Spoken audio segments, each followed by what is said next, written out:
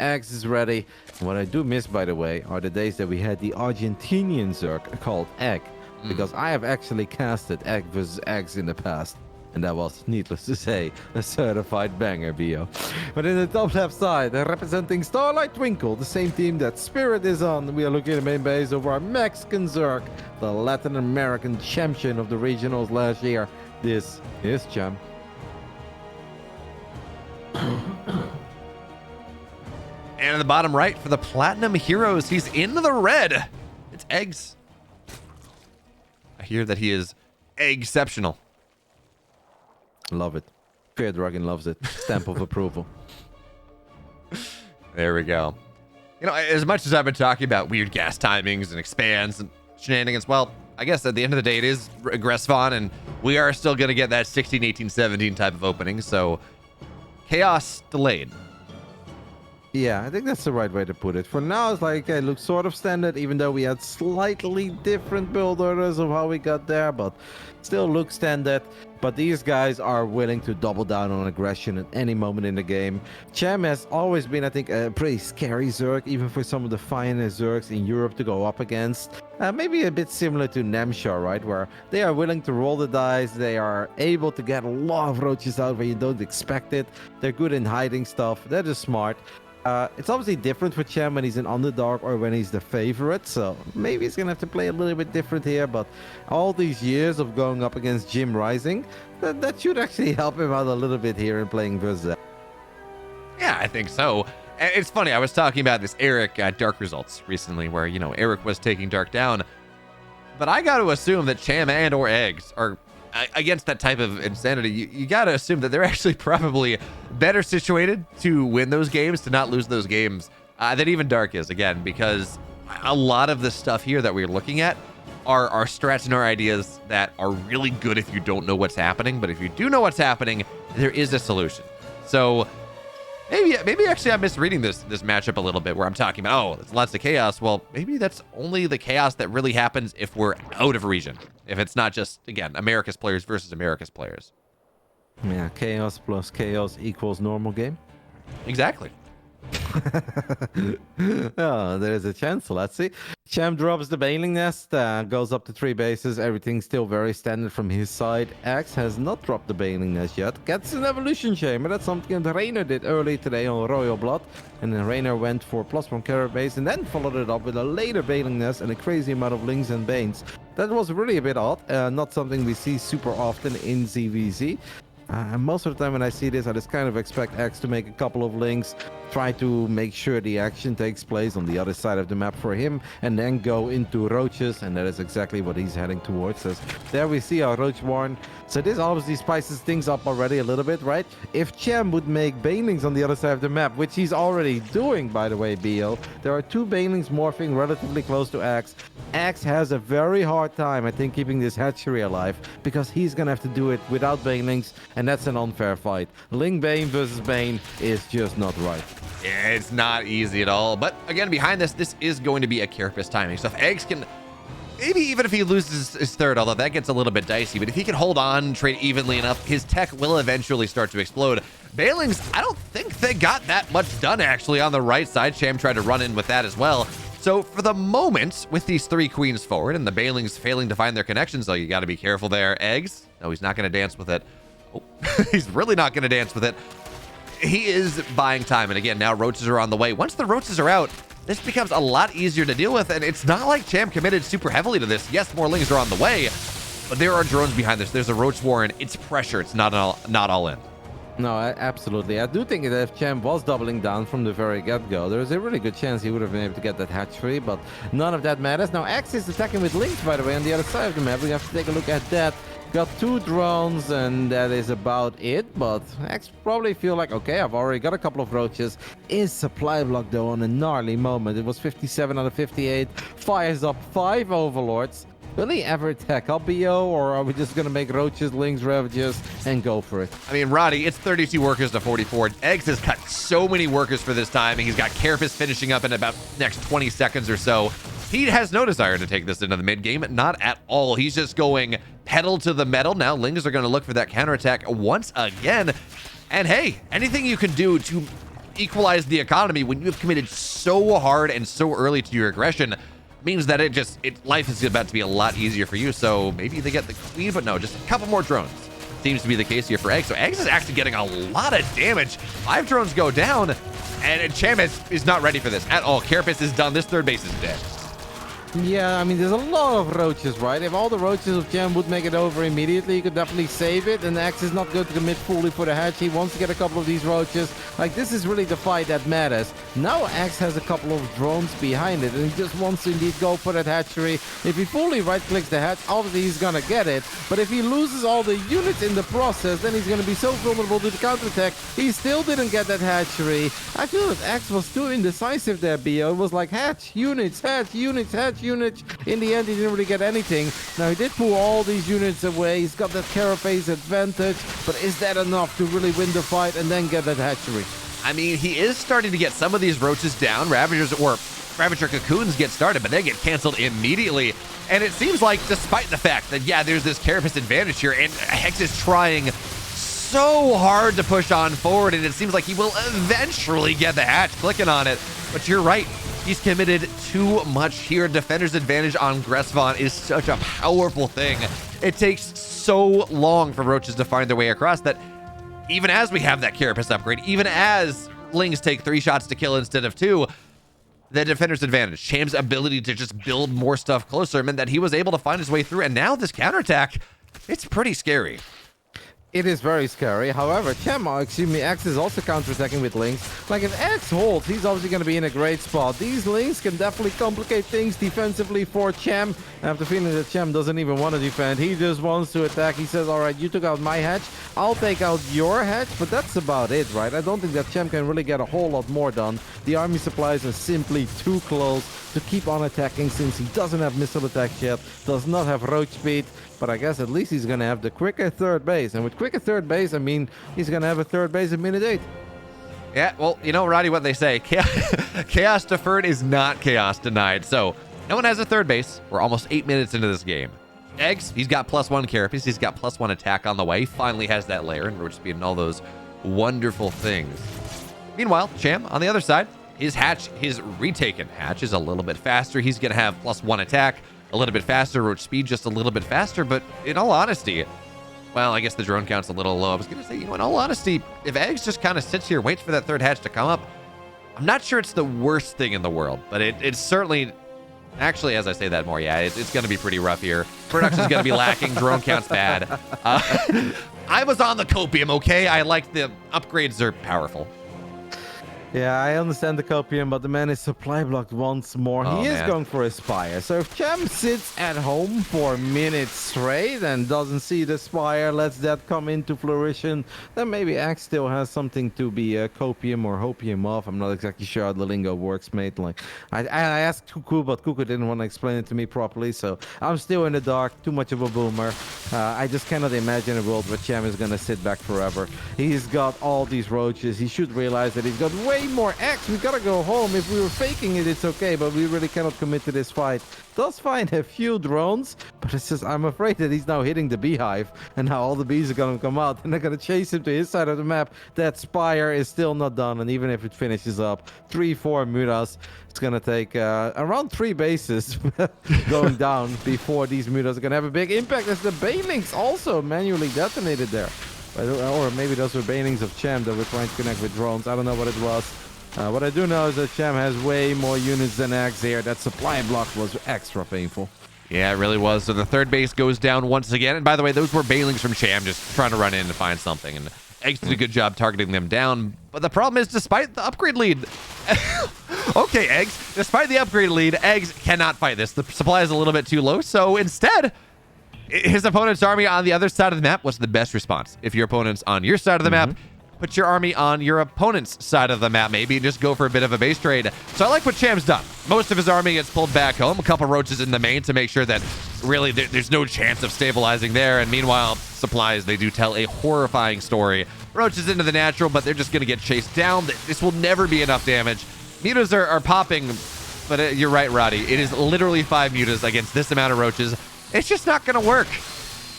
No, it's not gonna work, but you gotta applaud the fact that X is trying. He's gonna not try to gun down the lair. I actually don't think he's gonna get this lair. He's gonna get close, but I really don't think he's gonna get it. Simply too much firepower in this army of Cham. So all these roaches will fall. There are now two Mutas battling a queen. I mean, that's just a sad Muta transition if I've ever seen one. Queen gets microed as well. Guns down a Muta. Spore Crawl is gonna finish up. Cham can really just ignore these Mutas, send everything he has to the outside of the map. It's 114 army supply. And we've got a couple of spines going up right now on 2 bases. That's a serious next level copium as well. X is a fighter. He does get the spore with a little bit of help from his roaches, but obviously he's going to lose all his drones on his side of the map. He's going to lose his bases. This game is over. Game 1 will go in favor towards Cham, but X really wants to make him work for it. He's making it fun, but yeah, with the Hydra's out now in particular, eGGz does have to tap out. And it seems like we're kind of on our way for Cham to take his 23rd victory over eGGz. Really? Is it 23 in a row? It's 20. Well, no, it's 22-2. I don't know if it's in a row or not. No.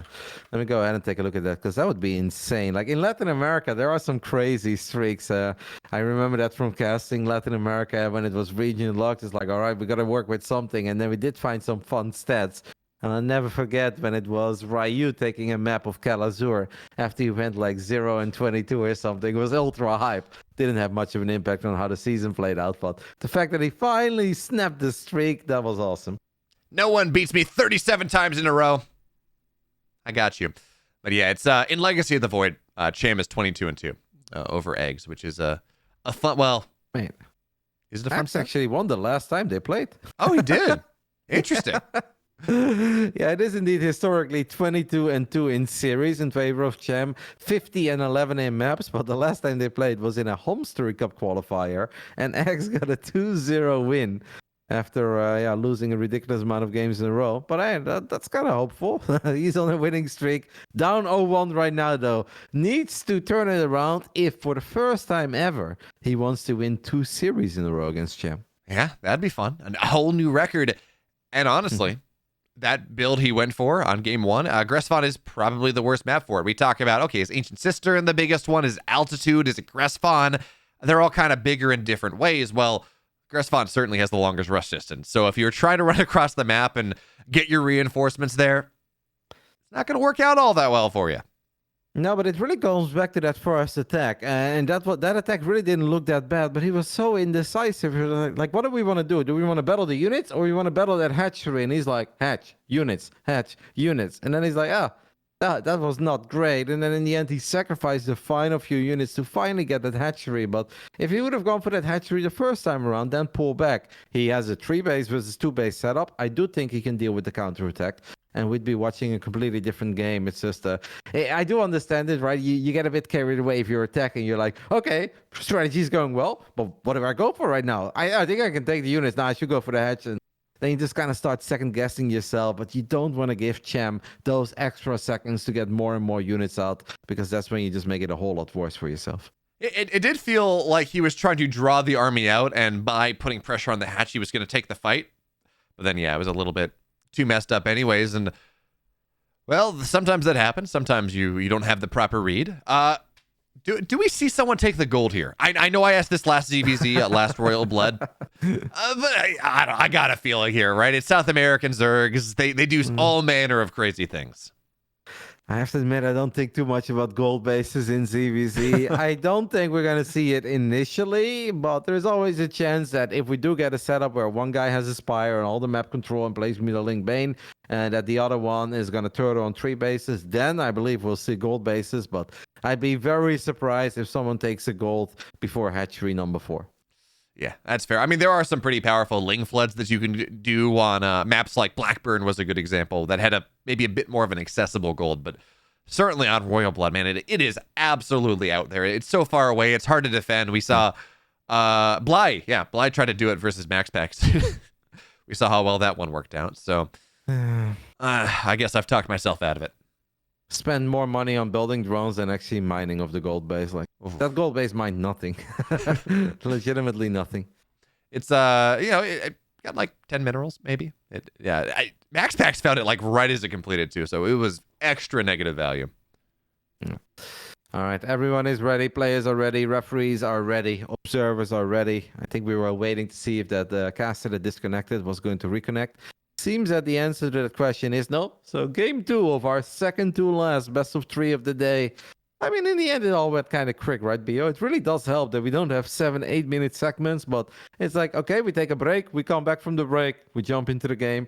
Kind of feels like we're flying through the day. Yeah, right. I mean, it's only 3:20. I have daylight after this broadcast, which I know you don't. I'm sorry, but that feels weird in and of itself. So let's see whether eGGz can do something to make this day last longer. That'd be nice. Or I don't know. Maybe we get a quick move into our last series. But Royal Blood, the map with the golds, is map 2. I like how you're like, it's only 3:20. And I was like, where is it even 3:20? Like, I don't even know, mate. Where is it 3:20? Is it in Central America? East Coast US. Wait. No, isn't it -6 from me? Yeah. Okay.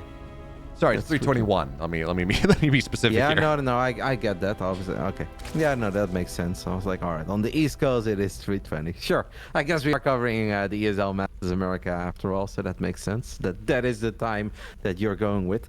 In the top right side of Royal Blood, we are looking at the main base of the reigning, defending, undisputed champion of the Latin America region when it came to the DreamHack Masters Regionals. Starlight Twinkles, Cham. The champion. And at the bottom left, in the red, trying to take us to game number 3. He won his first in a long time, his first series in a long time. Last time he played his opponent. Let's see if he can put it 2 in a row for the first time ever. It's eGGz. Do you believe in the 2 in a row, Roddy? Well, that first game was close enough that if he would have won it, I would have been like, yeah, absolutely. But since that first game unfortunately did not go his way, I don't quite believe in the 2 in a row. But I do believe in another fun and exciting game. And I also think that this map favors eGGz well, because if there's one thing that this young man from Colombia, well, he used to be young. I guess he's also getting a bit older. But if there's one thing that this dude likes to do, it is definitely just backstab with links, be active. You know, gives me Rainer vibes when I watch him. Maybe not quite the same level, but he's still very good in being a proper nuisance, looking for openings non-stop. I think Royal Blood is stylistically a good map for him in ZVZ as well.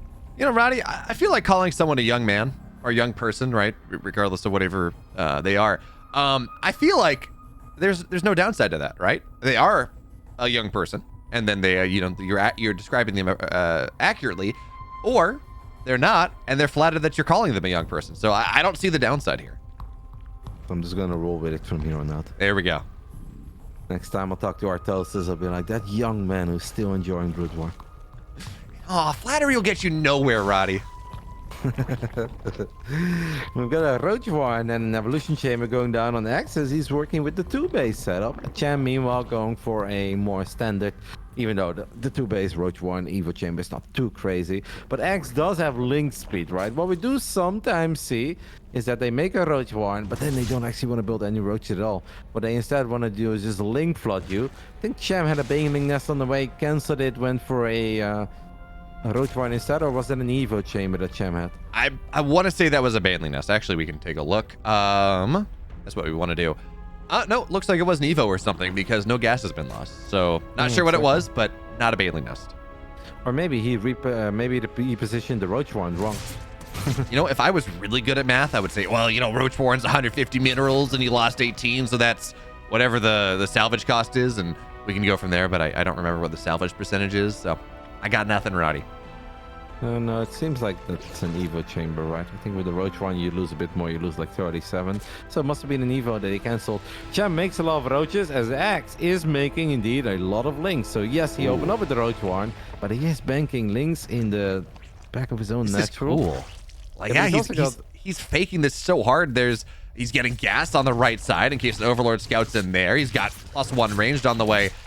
He's actually, I guess he is going to go for the follow-up on this. Lings try to find their way in, and so they will get a full scout, but this Ling count, Cham was not ready for this. He's building Lings now.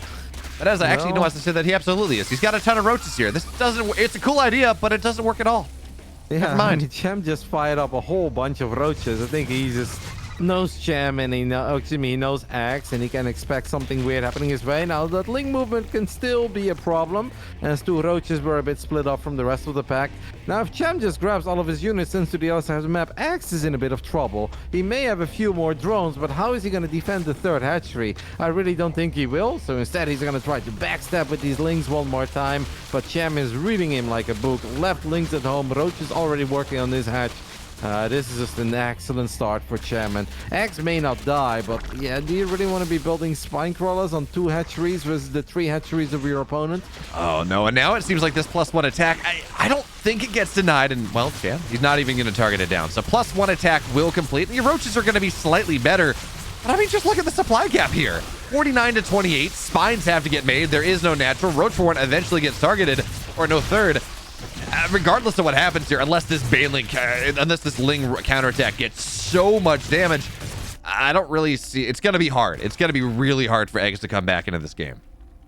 Yeah, it's just an awkward spot right now for X, because economically we're like, oh, it doesn't look that bad, but obviously Cham has 3 bases, and X is probably going to end up losing his Roach Warren here, so he's going to be forced to rebuild the Roach Warren. He's going to end up losing probably one more Evo as well. It's not... Cham doesn't need to attack into this, by the way. If he does, wow, double kill on the Overlords with the Ravagers, and one more Overlord probably get picked off as well. That's going to heavily supply block X. Yeah, it just doesn't look pretty for our Colombians there. Nah, the world's Cham's oyster at this point. He can go, he can drone up his third base as he kind of is. He can build a lot of units. This is not like what we saw earlier where, okay, you're against a Protoss player, good luck running up the ramp. I'm live versus max packs. You can absolutely bust this down if you're Cham, if you're in the position like you are. The Biles can do so much, and eGGz is just not allowed to build units. He's perpetually supply blocked by these Biles. This just feels so bad. The man is losing a whole lot of Overlords now. As well does not have roach speed. Lair did finish up. He dropped the Spire instead. But yeah, avoiding corrosive balls when you don't have roach speed is difficult. Even keeping your spines alive can be kind of difficult. Cham is running up. Now Cham obviously does not have a Lair yet himself. So if Mutas come out, and it's more than the 3 Mutas we saw in Greswan, they can have a little bit of an impact here. But yeah, I just feel that Cham has all the time in the world. He's just killing Overlords. Man, Left Rider said that was a perfect straight line of fire. Cham is having a little bit of fun here. And Axe is once more on that copium train. Yeah, he really is. And Roddy, you talk about how nice it would be maybe if you get Mutas out and there's no spores and there's no layer or whatever. You can't build Mutas if you're supply blocked. So that's the most powerful anti-Muta strat. As of course we say that, money has been banked. There are enough Overlords for supply, as this second spine will fall. But it's still like 5 Mutas. Yes, Mutas can do a good job against the Ravagers, but eGGz is going to need so much time now to reestablish his economy, to build something. He can't build enough Mutas to defend this, or to actually get enough damage that he needs. I want to see Cham build his own Spire, by the way. I think that would be the easiest way to close out his game, as he did leave a Ravager and 2 Roaches behind. Can obviously drop the Hydra then too. Like, I don't think that Cham can really go wrong. Could even go for a bunch of Queens and still a Nidus on the other side of the map, but I really think that building your own Spire when you're a base and 21 drones ahead, I think that's totally fine. It's not like X is going to outproduce you. He has killed the Overlords for days with the Ravagers. Now he's like, can I kill Mutas as well? Well, that's a little bit more difficult, Cham. The one thing that Cham wants to make sure he doesn't do is fight the Mutas with 1 Queen at a time, pull them outside of Spore range, and then if the Mutas can get enough map control and they can start to really hammer down on this economy, that's kind of the one opportunity. But Cham, all the lings that he had situated on the right side, big counterattack here, and he's going to get Queens at the start. Actually seems like he's going to get a decent amount of drones. So even though these Mutas, Roddy, are getting so much more than they previously did, the third base, actually that looks like it was a kill, not even a cancel. It's 10 drones going down, so it's a bad time when Mutas get less economic damage than like 30 lings. Yeah, no, it was a cancel. No hatchery has died on a unit's lost step, but yeah, that doesn't really change anything. Axe is just in all sorts of trouble. Does have an army, can maybe go for the Hail Mary play instead of it expanding and trying to make this a macro game. We just gotta go for it, right? There is +1 missile attacks against no missile attacks. Maybe X can find that one miraculous fight on the other side of the map. It truly is now or never for the Colombian Zerg. He knows it, he's gonna go for it. Let's see how far he gets beyond. go. I mean, I guess the one upside here is the Hydras, as they exist, aren't fighting the Roaches, they're fighting the Mutas, and actually, anti-air is starting to fall down just a little bit, so eGGz trying to run on through, gets on the back line. A lot of the tech units will go down, but the problem is reinforcing.